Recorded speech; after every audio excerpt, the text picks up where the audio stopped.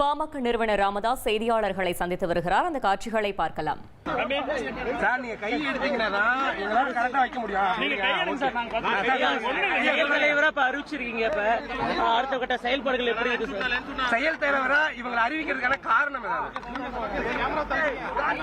பொறுப்பு காலியா இருக்குது. அந்த பொறுப்பு கொடுத்தோம், ஏத்துக்கல.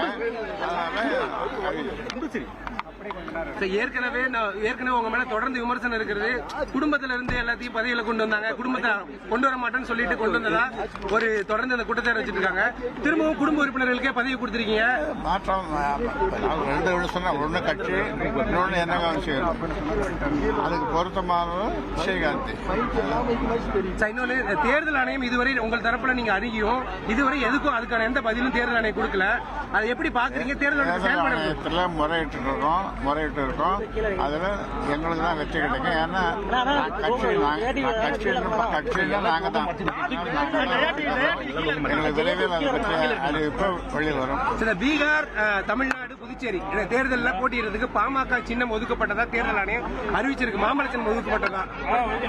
எல்லாம் கேலிக்குரிய ஒண்ணு, எல்லாம் தமாஷா சமாச்சாரங்கள்லாம் கேட்டுக்கிறீங்க. ஏதாவது உருப்படியா கேளுங்க.